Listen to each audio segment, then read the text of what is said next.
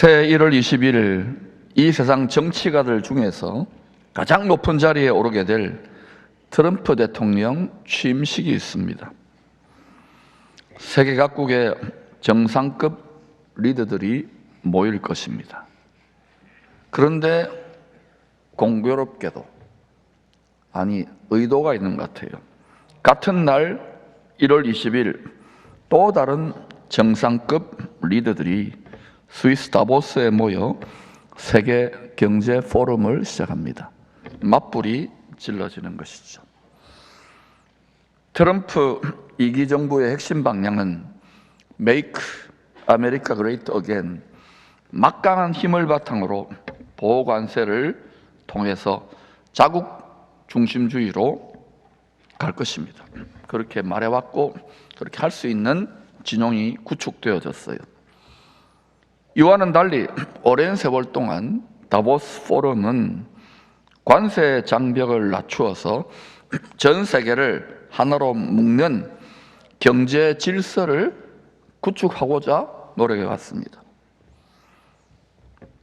2025년은 미국이 주도하는 자국 중심의 큰 파도, 이게 하나의 큰 방향입니다.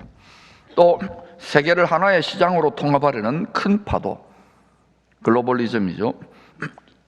이게 내셔널리즘과 글로벌리즘이 크게 충돌하는 그런 원년이 될 것입니다. 그것도 1월 20일 서로 다른 두 방향의 정상급 리더들이 모이는 거예요. 그러나 가장 높은 하늘의 보좌 아래에 있는 모임입니다. 지금 벌어지고 있는 한국의 정치적인 혼란도 이런 시각에서 볼 수 있어요. 거기에 북방 세력, 힘 있는 러시아, 특별히 중국, 그리고 남방에는 미국과 일본, 또 다른 유럽의 동맹국들, 고도의 지혜가 우리 민족 가운데 필요하고, 지금 이러한 엄청난 한국의 정치적 격변도 어디에 더 무게를 실느냐에 따라서 국가의 향배와 우리 개인과 가정과 사업의 모든 그러한 방향성이 달라지는 거예요. 그래서 하나님 말씀을 성령의 눈으로 조명하여 간절히 기도해야 될 때입니다. 특별히 하나님이 이 민족에게 나의 택한 자식들 있거든요. 복음의 씨를 뿌리면 살려달라고 하는 이 말씀에 응한다면, 부족함이 있어도 우리 민족 가운데, 한국교회 가운데 긍휼을 베풀어 주실 것으로 믿습니다. 우리 기쁨의 교회도 그렇습니다. 내셔널리즘과 글로벌리즘, 이 두 큰 파도가 부딪히면서 새롭게 등장할 중요한 새 방향은 디지털 화폐 시스템이 될 것입니다. 오래전부터, 수십 년 전부터 미국과 대부분의 선진국들이 이 암호화폐를 통한 매매 결제 시스템을 구축하기 위해서 열심으로 노력해 왔습니다. 그리고 이 부분에서 기술적인, 그리고 금융시장의 기축통화지요, 이 패권을 움켜쥐는 나라가 또 세계를 이끌죠. 왜? 돈이 너무너무 중요하니까. 세상을 움직이는 게 정치도 좀 돈이니까. 전 세계가 센트럴 뱅킹 디지털 커런시, CBDC, 따라합시다. CBDC. 이런 것들 좀 단어를 알아놓으면 좋아요. 여러분들 이런 걸 인터넷에 검색을 해보세요. 중앙은행 디지털 화폐 관리 시스템으로 달려가고 있습니다. 현금은 조금씩 캐시라고 그러죠. 조금 점진적으로 조금 줄어들 겁니다. 우리는 그 방향으로 지금 이렇게 훈련이 되어져 가고 있는 거예요. 한 해 한 해 계속 이 방향으로 가는 것을 피부로 느낄 거예요. 우리 자녀들은 이 세계를 특별히 살게 될 것입니다. 현재 세계 각국의 CBDC 시스템 구축 상황을 보여주고 있는 지도입니다. 지도부터 합니다. 예, 저기 보면 하얀 그린란드라든지 하얀 몇 군데 빼고는 정도의 차이만 있지만 속도만 있지만 전 세계가 이 방향으로 가고 있습니다. 한국은 어떤 색깔이면 한국은 거기에 굉장히 앞장서서 협력을 하고 있는 나라입니다. 우리나라도 정치적인 격변이 이렇든 저렇든 간에 이 전 세계의 트렌드인 CBDC의 방향을 향하여 달려가고 있습니다. 좌든 우든 자유진영이든 공산진영이든 다 이 방향으로 가게 될 것입니다. 달려가고 있어요. 성경대로 정치, 경제, 종교가 복잡하게 얽혀져서 세상이 빠르게 변해가고 있습니다.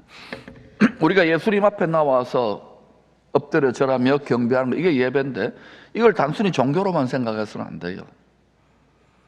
마태복음 4장에서 이 세상의 신, 이 세상의 임금인 사단, 시험하는 자 마귀가 사람이 된 육체가 된 밥을 40일 굶은 예수님을 시험하잖아요.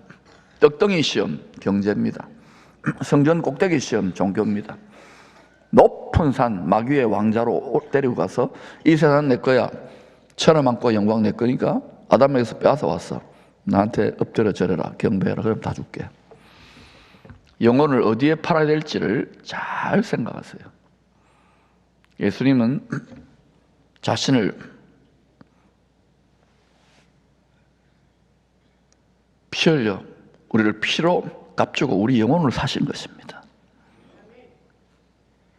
예수님께 딱 붙어가야 돼요. 출렁출렁거릴 때 하나님의 말씀 반드시 성취된다 그러잖아요.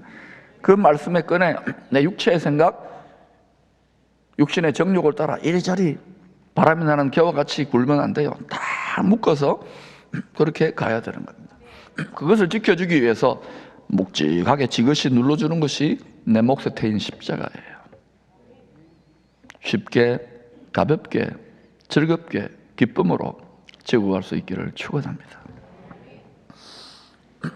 왜 이게 성경대로 가는 방향이냐? 창세기 41장에서 애굽 바로 왕의 7년 풍년, 7년 흉년의 꿈으로 말씀하신 방향입니다.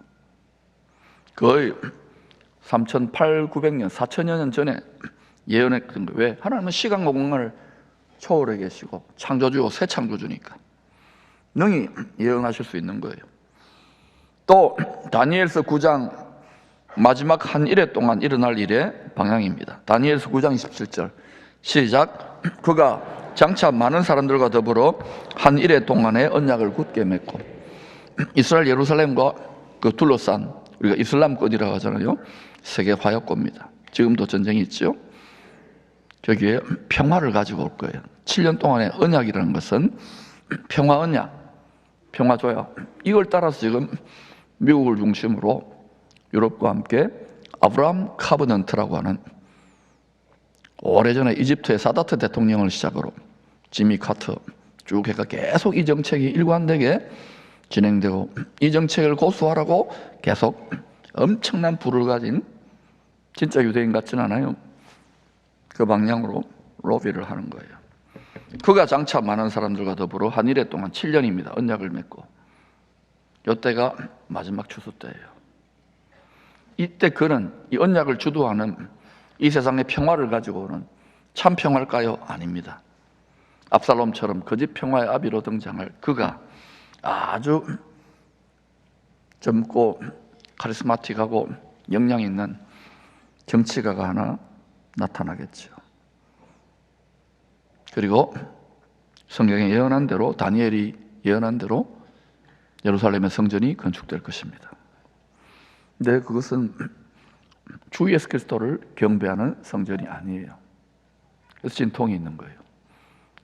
세상 임금은 어디가 세상의 중앙인지를 알기 때문에.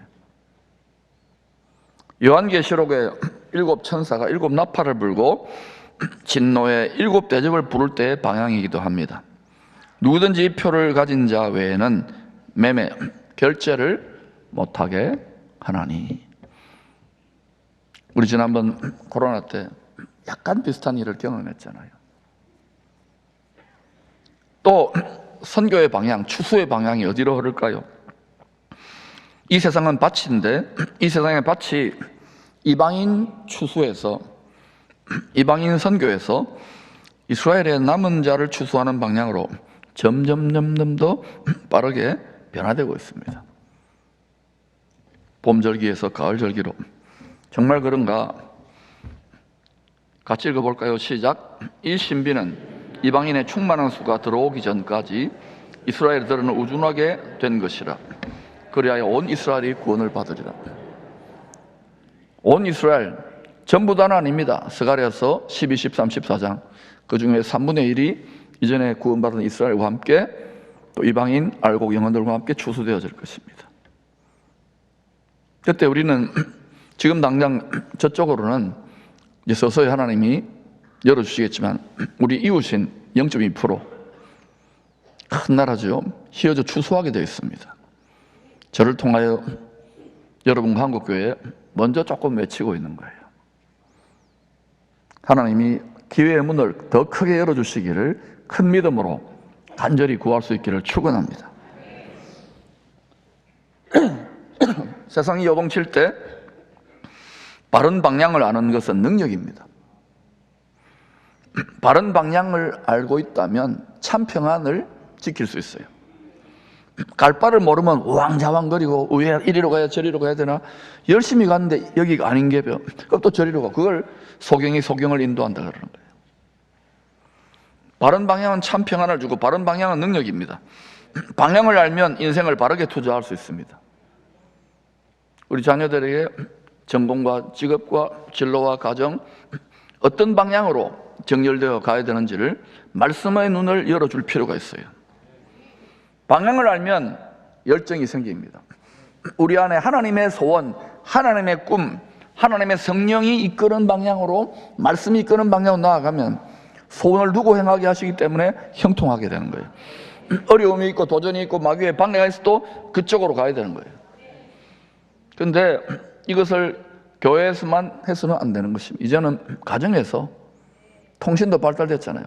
여러분 말씀을 부모님들이 먼저 알아서 자꾸 가르쳐야 돼요. 그게 실력이 안 되면 자꾸 교회에 보내서 말씀을 배우게 돼요. 근데 이게 유튜브가 더 좋고 텔레비가 더 좋고 세상 즐거움이 더 좋기 때문에 이것을 회로를 바꾸는 것이 쉽지는 않아요. 그러나 같이 해갈 수 있기를 축복합니다. 그걸 킹덤 패밀리라고 그러는 거예요. 하나님의 말씀과 성령의 통치받는 것. 그러면 시간을 전략해요. 세월을 아껴 바른 방향으로 가게 됩니다. 그것이 경쟁력이요, 그것이 능력이고 그것이 지혜입니다. 거기에 평안이 있어요. 그런데 심히 혼란스럽고 요동칠 때 나라도 온 세상도 또 올 한해는 이제 1월 20일 이후에 엄청난 충돌이 또 예상되는데 이렇게 혼란스러운 세상에서 어떻게 하면 바른 방향을 알 수 있을까요? 높은 곳으로, 제일 높은 곳으로 올라가서 멀리 크게 봐야 되는 거예요. 크게. 이 세상에 높은, 지극히 높은 산으로 마귀의 권자, 마귀의 왕좌가 있는 그곳으로 마귀가 주님을 데리고 올라간 거기 말고, 그래봤자 이 세상이에요. 이 세상 임금이고. 더 높은 곳이 어디 있습니까? 지극히 높은 산이 어디 있습니까? 하늘에 있는 시온산, 하늘에 있는 새 예루살렘 성산이에요. 하나님의 보좌가 있는. 그걸 지존무상이라 더 이상 꼭대기가 없어요. 거기에 좌정에 계시는, 조금도 흔들리지 않고 온 우주와 만물을 다 주관하시는 영광의 보좌, 거기까지 날아 올라가야 되는 거예요. 근데 우리는 육체는 땅에 있잖아요. 어떻게 올라갈 수 있을까요? 기도와 말씀으로 계속 나아가면 지혜와 계시의 성령님이 마치 독수리 두 날개 같이 말씀을 깨닫는 날개, 성령으로 충만한 날개로 높은 곳, 그걸 지성소 예배, 때를 따라 도우신 은혜의 보좌 가운데 임재한 하나님의 능력이 강물처럼 끌어다 쓸 수 있는 믿음이라 그런 거예요. 그런 예배를 올 한 해, 그리고 여러분의 육체의 남은 때 그런 예배를 드리기를 힘쓰시기를 축원합니다. 프랑스 혁명 100주년을 기념하여 만든 탑이 에펠탑입니다. 프랑스 혁명은 깊은 사상적 뿌리를 보면 긍정적인 측면도 있지만 거기에는 깊은 뿌리를 봐야 돼요. 324m의 높은 탑입니다. 에펠이 탑의 높은 곳까지 올라갈 수 있도록 설계했습니다. 그런데도 당시에 파리 시민들이나 왕이나 귀족들도 두려워서 올라가지를 않습니다.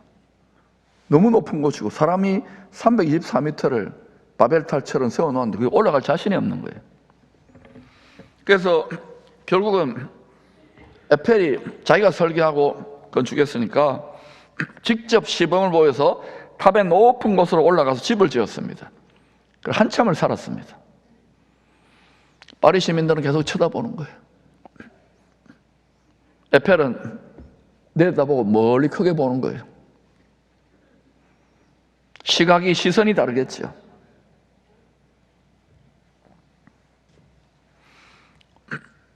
안전한 거예요. 높은 곳에 올라가도 멀쩡하게 살고 막 손도 흔들고 이러니까 그제서야 사람들이 높은 탑으로 담대히 오르기 시작합니다. 저게 그 엘리베이터 당시에 구식 엘리베이터에 귀족이나 돈 있는 호사가들이 타고 올라가는 거예요. 저게 아마 당시에는 굉장한 자랑거리였어요. 나 올라갔다. 지금은 뭐 엘리베이터 누르면 고속 엘리베이터 쑥 올라가잖아요.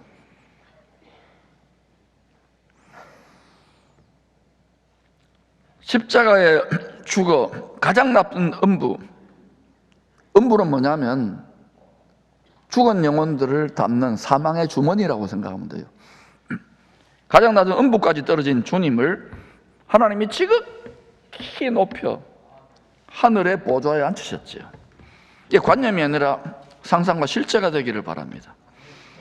마귀는 자기의 때가 얼마 남지 않았다는 것을 잘 압니다. 그래서 지금 오실 주의 길을 대적하고자 안간힘을 쓰고 있습니다.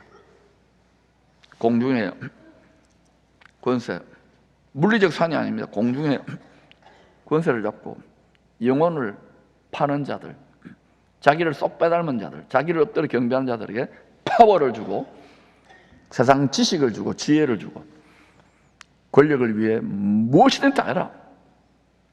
돈을 위해 짐승이 되어야 된다. 인기와 명예를 위해, 쾌락을 위해 지금 마음을, 생각을 잘 지켜야 될 때입니다. 한 방에 훅 간다는 말이 있잖아요. 우리 육체는 우리 속 사람의 마음과 생각, 마음이 결박되어 있어요. 육체에, 썩어질 육체에, 썩어질 세상에. 그래서 마음을 지키는 걸 방심하면 사단은 계속 틈을 탑니다.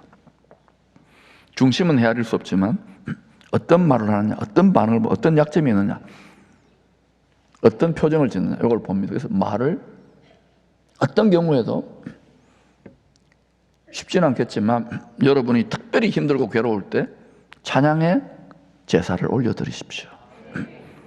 상황이 거꾸로 돌아가도록 계속해서 믿음을 선포하시고 더 힘들어지면 찬양하세요. 찬양. 하나님이여, 내 마음이 확정되고 내 마음이 확정되었사오니 내가 노래하고 내가 찬양하겠다. 눈물로 통곡하는 기도보다 그게 훨씬 더 큰 믿음이에요. 그때 하나님의 보좌가 여러분의 심령 위에 영적인 공간입니다. 임재하여 능력으로 역사하기 시작합니다. 이제는 이런 방향으로 나아가야 돼요. 지금 이런 영적 차원에서 진통이 주 오실 길을 막고자 하는 엄청난 유혹이 물리적 차원에서 이제 점점 더 큰 진통으로 나타날 것이에요. 영적 차원의 충돌과 전쟁과 진통이 땅에 있는 이 물리적인 가시적인 세계에 점점 더 많이 크게 나타날. 그래서 주 오실 때에 하늘과 땅도 흔들린다, 진동한다 그러잖아요. 흔들리지 않는 것은 만세만세 하나님의 약속의 말씀, 거기에 우리의 쉽게 요동치는 마음과 생각을 꽁꽁 묶어 놓아야 돼요. 그렇지 않으면 육신의 정욕, 안목의 정로 이성의 자랑을 따라 막 춤춥니다. 주야로 묵상할 수 있기를 축복합니다. 여러분이 2024년까지 어떤 신앙생활을 했든 간에 잘 깨닫든 모르든 간에 계속해서 여러분 스스로가 말씀에 투자하는 시간을 꼭 가지시기를 축원합니다.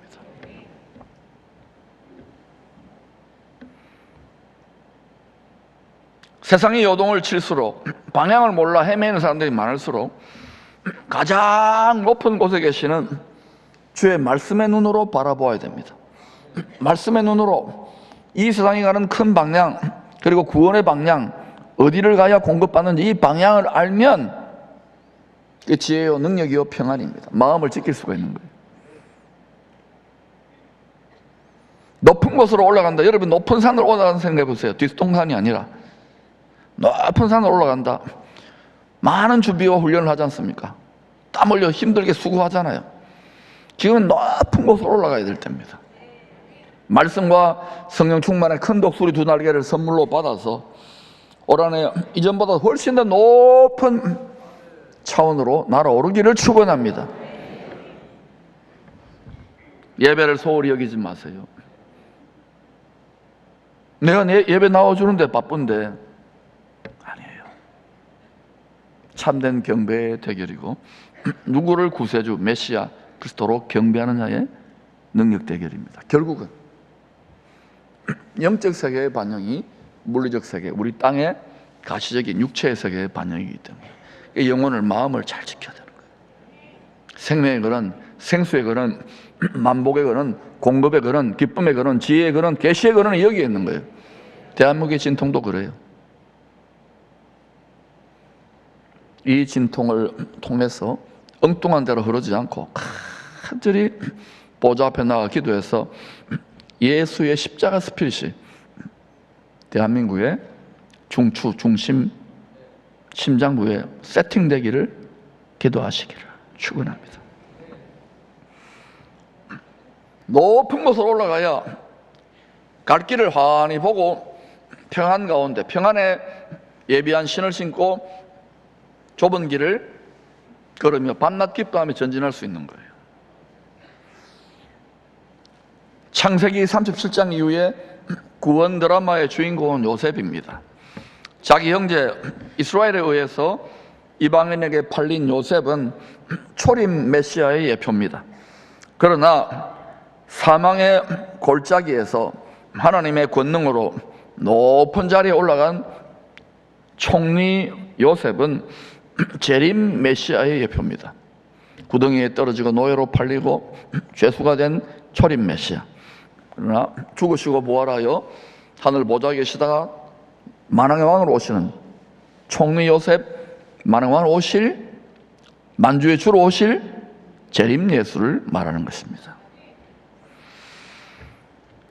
요셉과 관련된 세 가지 꿈들은 메시아의 초림과 재림 때 일어날 일을 계시한 말씀입니다. 꿈으로 말씀한 거예요. 하늘의 비밀, 하나님이 이 세상을 어떻게 경영하고 심판하고 구원할 것인지를 나타내는 꿈이에요. 첫 번째 꿈, 창세기 37장이죠. 밭에서 추수하는 꿈과 해와 달과 별들의 꿈입니다. 밭은 이 세상을 말해요. 추수해요. 지금 우리는 하나님은 추수한다고요. 하나님을 닮은 거룩하게 구별된 알곡 열매들, 말씀에 순종하는 사람들을, 그 영혼을 추수하는 거예요. 또 해달 별들은 뭐냐? 창조의 넷째 날 해와 달과 별들 조명을 만들어 놓고 초림 메시아, 재림 메시아를 통하여 어떻게 세상을 추수할 것인가? 농사절기, 사람 구원 농사절기를 시간표에 시간표. 둘 다 초림과 재림의 구세주께 경배하는 꿈입니다. 누가? 구원받은 알곡들이 다 당신이 구세주가 맞네요. 이걸 경배하는 꿈이에요. 지금은 그래도 살만하니까 사람들이요 전심으로, 심지어 믿는 자들도 전심전력하여 주님을 마음을 다해 생명을 다해 엎드려 절하고 예배드리고 경배하지 않아요. 점점 물질적으로 풍성해지니까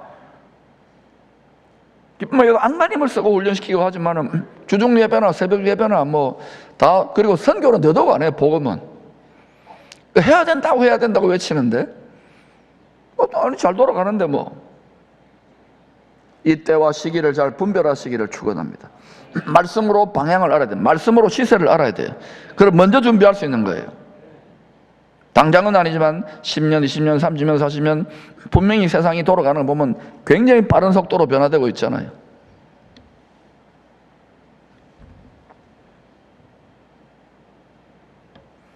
준비하십시다. 두 번째, 창세기 40장 두 관원장의 꿈입니다. 하나는 떡 굽는 관원장, 하나는 술 맡은 관원장. 당시 애굽 최강의 바로 황제 만왕의 왕 아닙니까? 분봉왕을 10,000명을 세울 수 있는 권력자 최측근 둘 장관들입니다. 장관 둘이 요셉이 갇혀있는 감옥에 있는 거예요. 요셉은 거기에서 하버드나 예일대 정치경제 국제경제 정치대학원에서 배울 수 없는 걸 다 듣는 거예요. 총리훈련을 했던 것입니다. 하나님이 자기 사람을 훈련시키는 방식은 완전히 달라요. 때로는 실패와 세상 사람들 보기에는 어둠과 외로움과 광야의 골짜기에서 훈련시키는 거예요. 요셉은 꿈에도 총리 될 걸 생각도 못했죠. 하나님이 다 보고 계실까요? 때로는 그래서 실패나 불시험과 고통도 하나님은 사용하시는 것입니다. 떡 굽는 관원장, 나무에 달려 죽게 될 꿈을 꿨어요. 나무에 달려. 또 누가 나무에 달렸지요? 누가요? 초림 메시아에 대한 계시입니다. 나무에 달려 누룩 없는 떡으로 자신을 들이신 분이 초림 메시아. 그래서 지금 우리가 영생 주시는 생명의 떡, 복음의 떡을 지금 먹고 있는 말씀이 떡입니다. 일용할 양식으로 부지런히 먹어야 됩니다. 이제는 종교적으로 뭐 일주일에 한 번 정도 설교 듣는 것으로 내 뭐 어느 정도 영혼의 양식 채웠다, 마음의 평안 좀 얻는다, 이런 나이브하고 순전하고 어린아이 같은 신앙생활을 청산해야 된다고요.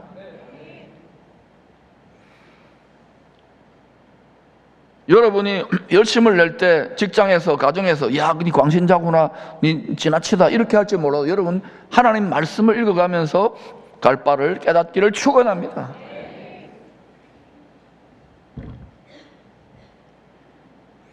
여러분 이런 유혹이, 난 목사도 아닌데 뭐 내가 뭐 장로 권사도 아닌데, 아니에요. 말씀이 성취된다니까요. 말씀에 정렬돼야 됩니다. 그리고 내 욕심을 따라 사사롭게 이단 사입이 거짓 교사들처럼 가르치는데 솔깃해가지고 가면 안 돼요. 주를 위해 고난당하는 것, 선을 위해 고난당하는 거 하나님 뜻입니다. 고난이 다 있잖아요. 믿음을 지키기 때문에. 정도의 차이가 있을 뿐이지. 어떻게 하면 요거 없을까? 시험 없을까? 고난 없을까? 그런 거 없어요. 공부하는 것, 인생 자체 돈 버는 거, 정치하는 전부 다 고난 아닙니까? 하물며 하나님의 세계에서 하나님이 쓰실 사람을 가려내는데 기쁘게 여기시기를 축원합니다. 무덤 같은 감옥에서 나와 전직을 회복한 술 맡은 관원장, 그가 꾼 꿈은 재림 메시아를 계시합니다. 가을 절기에 포도즙을 만드는 것이죠. 가나 혼인잔치에서 말씀에 순종하여 회당장에게 더 좋은 포도주를 드릴 수 있어요.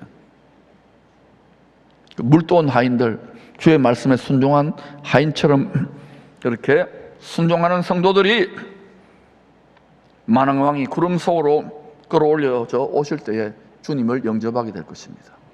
그걸 우리는 휴거라 그러잖아요. 어린 양과의 혼인잔치는 크게 세 가지 차원으로 일어나요.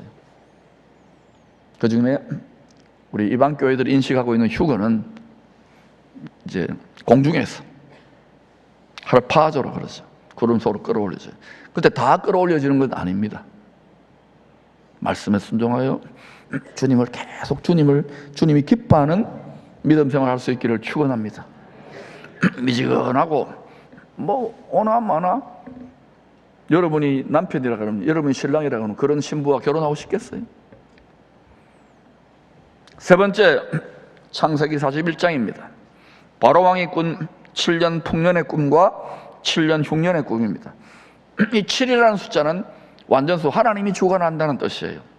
하나님이 때를 따라, 때와 시기, 7절기를 따라, 그때 때를 따라 세상 경제를 자기 뜻대로, 지금 뭐 정치가들, 사업가들이 자기들이 막 운영하는 것 같지만 그것은 보이지 않는 하나님의 가장 높은 섭리 속에서 하나님 주관하시는 구원의 역사를 이루기 위해서 이렇게 저렇게 하면서 잠시 이렇게 좋았다 나빴다 이런 것이 전부 다 너무 높은 차원에서 일하고 계시기 때문에 보이지 않는 거예요.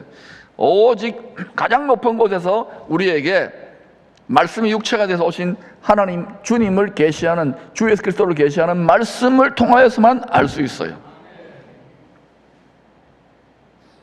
하나님이 세상 경제를 다 주관하십니다. 하나님이 세상 권세, 세상의 임금들 다 주관하십니다. 백성들이 부패하고 정욕적이 되고 욕심꾸러기가 되면 악한 왕을 세워서 심판하시고 징계하시고, 이스라엘이 그랬잖아요. 이방 나라 똑같아요. 백성들이 깨어있고 하나님을 기쁘시게 하고 복음을 전하려고 하는 남은 자들이 있으면 하나님은 그 민족을 쓰십니다. 영국도 과거에 심히 힘들었을 때에, 청교도 혁명의 때에 정말 하나님을 기쁘시게 하는 남은 자들을 통해서 노예제도를 폐지하고 열방에, 그래서 레이디즈 앤 젠틀맨, 제국주의지만 하나님께서 그 속에서 구원받을 영혼들을 국력과 함께 쓰셨던 거예요. 미국도 마찬가지입니다. 링컨이라든지 경건함, 그리고 조나단 에드워즈 같은 그 남은 자들, 복음을 위해, 그 덕분에 우리가 여기까지 와서 복음을 받았잖아요. 근데 우리는 지금 100년 조금 넘는 한 이런 교회 역사와 축복의 역사 속에서 이거 다 홀라당 까먹고 있어요.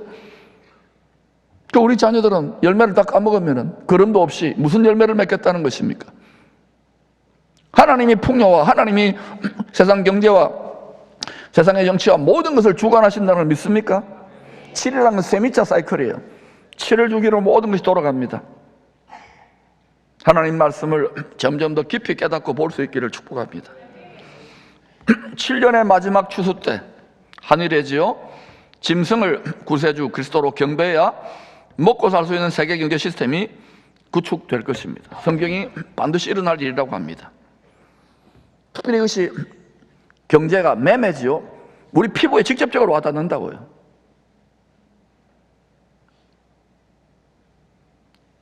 우리 경제, 매매, 결제 없으면 다 굶어 죽잖아요.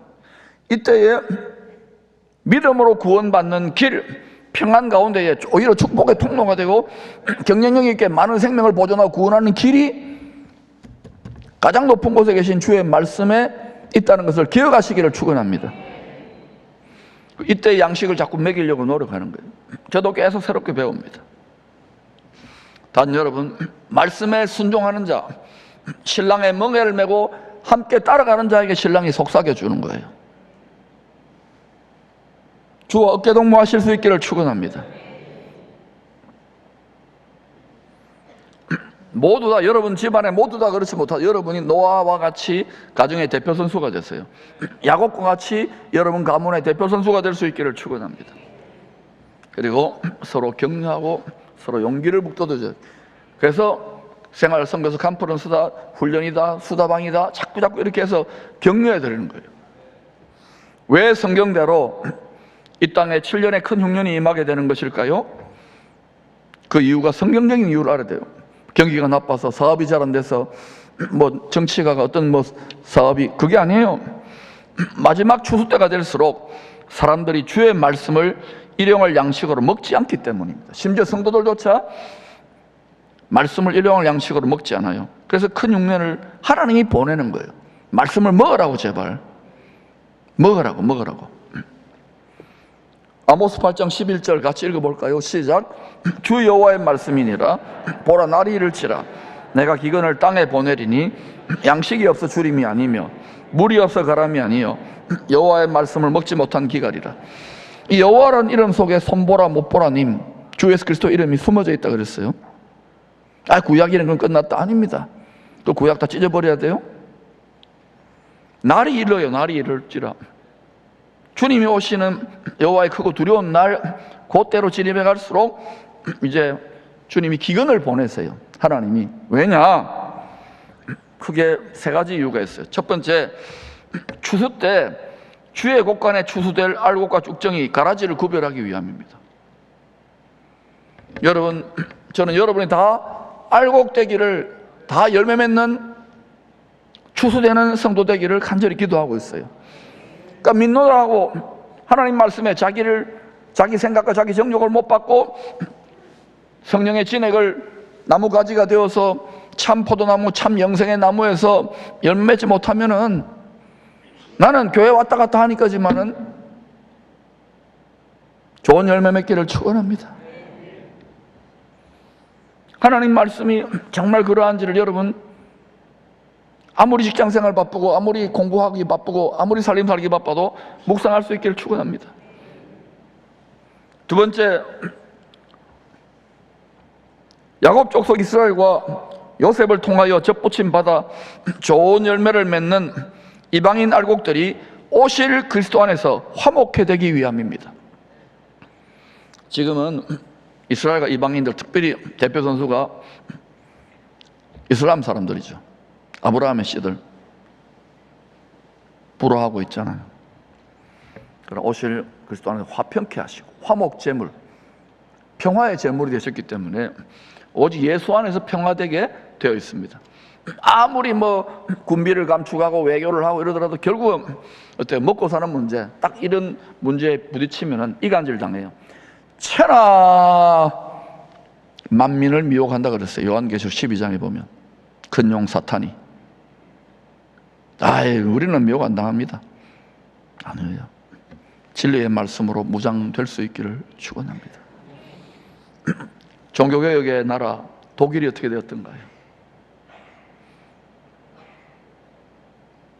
내 생각대로, 내 마음대로 믿으면 안 되는 거예요. 하나님 말씀이 특히 이때에 하나님이 어떤 일을 행하시는지 시세를 바르게 분별하여 준비할 수 있기를 축원합니다. 그것이 저와 여러분, 이 공동체와 대한민국의 이 도시의 경쟁력이 되고 축복의 통로가 되기를 축원합니다. 또 바로가 꾼 꿈대로 7년 풍년기가 지나서 7년 흉년기가 임하죠. 하나님이 주관하시는 대로 7년 흉년기가 임하요. 이 7년의 큰 흉년은 어때요? 세상 임금인 바로에게 엎드려 절하서 그에게 모든 노예가 되지 않으면, 그 종속되지 않으면 먹고 살 수 없는 시스템이 되는 거예요. 그걸 요한계시록에서 보여주잖아요. 7년 큰 흉년의 때가 되자, 7년 큰 흉년이 일어나자 요셉의 형들, 야곱 족속이죠, 이스라엘, 이 비로소 요셉에게 와서, 왜? 양식을 주관하는 권세를, 축복의 통로, 생명의 통로가 되니까 거기에 와서 엎드려 절합니다. 요셉은 누구를 의미합니까? 오실 메시아, 구원의 길을 여시고 공급의 길을 여시는 구원의 방주 예수 그리스도를 말하는 거예요. 지금 우리는 미리 말씀을 알고 준비해야 되는 거예요. 이것을 여러분 이렇게 저렇게 정치평론이나 주식이나 경제시사 뉴스 같은 거 들어가지고 이런 걸 알 수 없어요. 그 초등학문이에요. 이 세상 학문이에요. 가장 높은 곳에 보면 성경이 환히 보여주는 거예요. 그것도 창세기만이 아니라 수없이 반복합니다. 성경은 한 날에 집중해요. 초림은 끝났고 재림, 여호와의 크고 두려운 날이라고 했어요. 그 날은 반드시 옵니다. 하나님이 창조하셨다면, 예수가 우리를 구원한다면, 이 비전에 여러분의 사랑하는 가족과 여러분 인생과 사업이, 나라가 정렬될 수 있기를 축원합니다. 옳은 길 따르라 의의 길, 모든 인류가 따를 이 주 예수 그리스도로 말미암아 영생 얻는 길에 정렬되시기를 축원합니다. 요셉은 오래전에 자신을 팔아넘긴 형들을 여러 가지로 시험한 뒤에 자기 정체를 나타냅니다. 애굽 총리의 옷을 입고 있는 요셉은 이방인의 옷을 입고 있는 오실 메시아의 그림자입니다. 지금은 예수 그리스도는 이방인의 구세주로 숭배를 받고 경배를 받잖아요. 그러나 이제는 큰 흉년의 때가 되면, 우리가 십자가에 넘겨준 예수가 바로 우리 동족 이스라엘의 메시아구나, 우리가 기다려왔던 메시아구나, 이걸 고백하게 된다니까요. 언제? 큰 흉년의 때예요. 야곱 족속 이스라엘과 요셉을 통해 접붙여진 이방인 성도들이 그리스도 안에서 만나게 될 때는 7년 큰 흉년의 2년차가 될 것입니다. 이 의미가 무엇인지 자꾸 묵상해야 돼요. 요셉은 자신을 형들보다 먼저 애굽으로 보낸 하나님의 섭리를 인정하고 고백합니다. 뭐라고 고백합니까? 말씀을 통하여 자기가 그동안 13년 동안 엄청난 고통을 겪었는데 자기를 높이신 뜻을 아는 거예요. 시작. 하나님이 큰 구원으로 당신들의 생명을 보존하고 당신들의 후손을 세상에 두시려고 나를 당신들보다 먼저 보내셨나니 그러던 나를 이리로 보낸 이는 당신들이 아니요 하나님이시라. 여러분 가운데 집안에서 여러분 통해서 여러분이 나누어주고 베풀 만한 실력과 위치에 있습니까? 나를 먼저 보내신 거예요. 저도 36년 전에 이 요셉에 대한 말씀을 깨달았고 신학 안 하고 사업하겠다고 그러는데 하나님이 억지로 와서 점점 눈을 열어주셔서 이것 때문이구나, 이거 하라고 하셨구나. 주와 동행하면서 우리 마음이 연단되는 만큼 더 깊은 비밀을 알려주시는 거예요. 요셉을 통하여, 요셉의 풀의 고백을 통하여 구세주의 초림 후에 구세주 재림에 때 행하실 하나님의 구원 계획을 알려주고 계시는 것입니다. 항상 주님은 앞서 행해요. 지금도 앞서서 많은 생명을 보존하고 구원할 계획을 하고 계십니다. 마지막 추수 때는 엄청난 큰 부흥의 역사가 열방에 있을 것입니다. 그런데 그때에 그냥 풍년이고 마냥 좋은 것이 아니라 많은 진동 속에서 추수가 일어날, 그때 이스라엘은 타작기계가 될 것이라고 이야기합니다. 세상이 타작마당같이 될 것이고, 타작기계 아시죠? 콤바인 같은 이런 걸로 두두두 밭을 한 달 걸릴 거를 하루 만에 해치우는 이런 걸 타작기계라고 그래요. 그런 일이 일어나는 시즌으로 점점 진입해 가고 있다는 것을 기억하십시오. 이 기회를 방향을 바로 알고 준비해야 됩니다. 총리가 된 요셉을 만난 후에 형들은 속히 돌아가 가족들을 데리고 애굽으로 와서 고센 땅에 정착합니다. 큰 흉년 때문에 하나님이 쓰시는 거예요. 왜 7년 큰 흉년의 때를 대비하는 성도들은 애굽의 수많은 땅들 중에서 하필이면 고센 땅에 거해야 할까요? 세 가지 이유를 제시하겠습니다. 첫 번째, 애굽과 같은 이 세상과 구별되어 마지막 때 필요한, 제가 자꾸 일반적인 그런 메시지를 자꾸 마지막 때 메시지를 주시는 이유가 뭐냐? 이 성경을 전체를 통해서 다 통째로 다 먹어야 되는 거예요. 저주로 죽으로만 먹으면 안 돼요. 딱딱한 걸 먹어야 돼요. 마지막 때 필요한 말씀의 양식을 풍족히 먹을 수 있는 비옥한 땅이기 때문입니다. 말씀이 우리 속사람, 우리 마음과 생각의 일용할 양식이에요. 물론 우리의 또 경제활동을 통해서 먹고 사는 썩어질 양식에 속한 것도 필요하지만 아무리 잘 먹어도 여러분 결국은 죽잖아요. 영생 주시는 일용할 양식, 그때그때 그날 주시는 말씀의 양식을 먹고 부지런히 먹고 자라가야 할 때입니다. 사진 보여주세요. 고센 땅, 그 나일강 삼각주 밑에 생수의 근원이 흐르잖아요. 다른 데는 다 사막이에요. 저기에 고센이 있잖아요. 그쪽으로 추정되는 거예요. 그런데 고센 옆에 비돔과 라암셋, 저기는 바로 왕이 사는 왕궁과 또 국고성이에요. 저기에 있는 거예요. 그러면 돈을 얻으려면은 라암셋이나 비돔 이런 데 가서, 또는 바로 왕에게 가까이 가야, 그래야 출세하고 돈 벌고 권력이 오를 거 아닙니까? 그런데 고센 땅에 머무는 성도들은 구별되게 사는, 구별되게. 누구를 가까이, 바로를 가까이 하는 게, 바로를 안 섬길 수는 없겠죠. 그러나 바로를 가까이 하기 위해 누구를 가까이 합니까? 만복의 근원, 생수의 근원, 축복의 근원, 공급의 근원이신 주님을 더 가까이 했다는 거예요.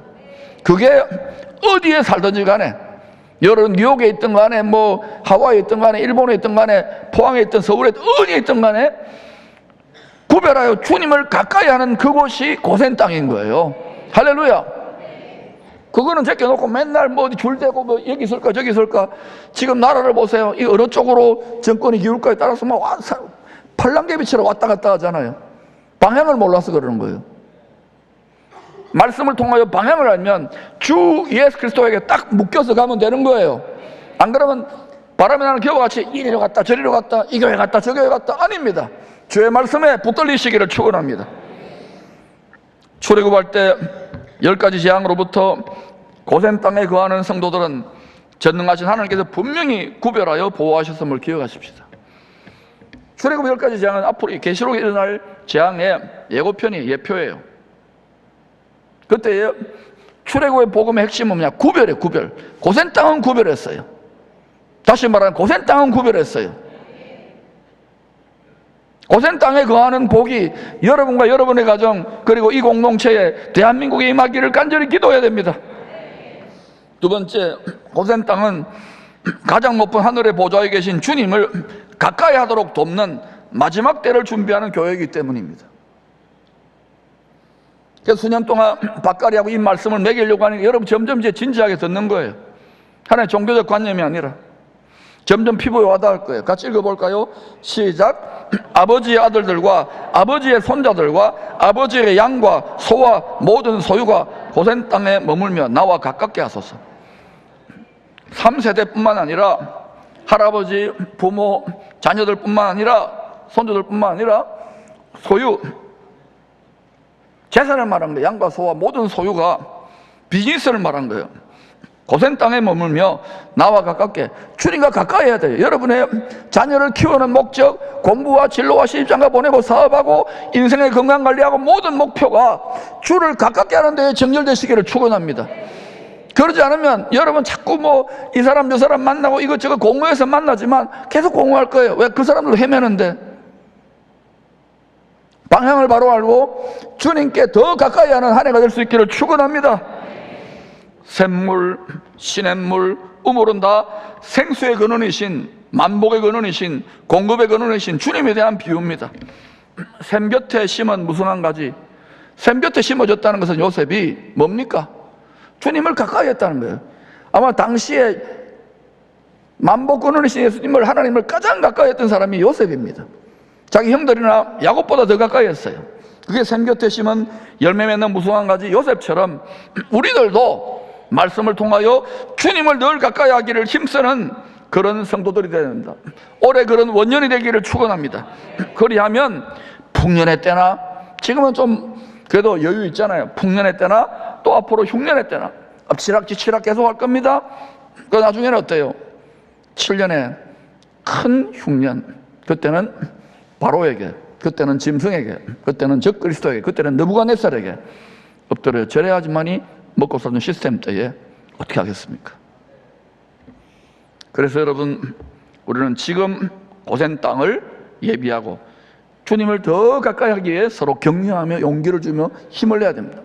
사단이 근데 불화살을 쏘고 시험을 주고 우리 육의 정욕과 육신의 생각으로 막 이간질하고 막 이러지만 그래도 그걸 이기고 전진해야 되는 것입니다.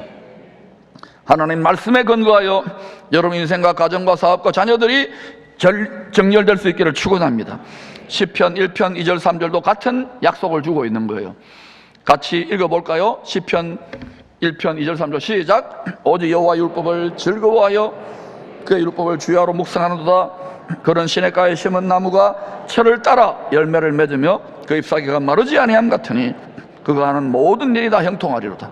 모든 일이 다 형통하려면은 어렵고 시험이 있더라도 결국은 형통하는 하나님의 뜻이 이루어지기 때문에 샘 곁에, 시냇가에, 주님 가까이, 고센 땅에 머물기를 힘쓰시기를 축원합니다.